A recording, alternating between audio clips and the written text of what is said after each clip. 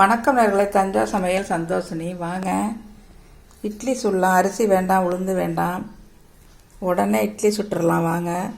கோதுமை ரவை எடுத்து ஊற வச்சுருக்காங்க. 1 மணி நேரமாக ஊறுதுங்க. அது நல்லா. இது சாதா ரவை ஊற வச்சுருக்கேன். வறுத்தது வறுக்காது, நீங்கள் எது வேணாலும் போட்டுக்கலாம்.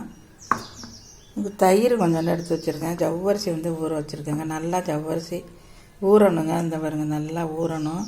இதை இப்போ கொஞ்சோண்டு சோடாப்பு போடலாம், உப்பு போட்டுக்கலாம். இதை அரைச்சிட்டு வந்துடலாம். இப்போ எல்லாத்தையும் மிக்ஸி ஜாரில் அரைச்சிட்டு உடனே நம்ம இட்லி ஊற்றிடலாங்க.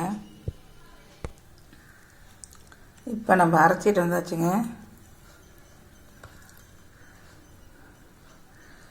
ரொம்ப நேவாக அரைக்கக்கூடாதுங்க, கொஞ்சம் குறைன்னு தான் அரைக்கணும்.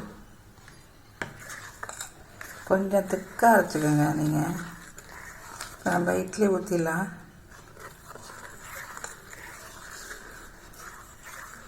இட்லி ஊற்றிடலாம். வாங்க.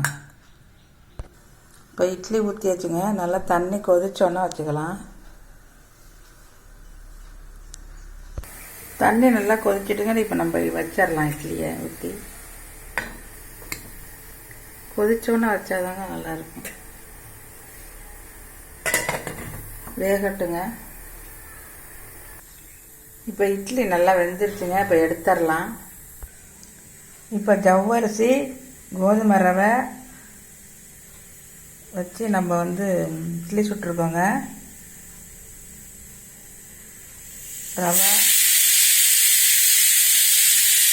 எல்லாம் கலந்து இட்லி சுட்டுருக்கோம். சுகருக்கு நல்லதுங்க, வெயிட் லாஸ்க்கும் ரொம்ப நல்லது, ரொம்ப டேஸ்டியாக இருக்கும். நீங்களும் இதே மாதிரி செஞ்சு பாருங்கள். அந்த வீடியோ பிடிச்சிருந்தா லைக் பண்ணுங்கள், ஷேர் பண்ணுங்கள், சப்ஸ்கிரைப் பண்ணுங்கள். தக்காளி சட்னி கூட நம்ம சாப்பிட்லாம்.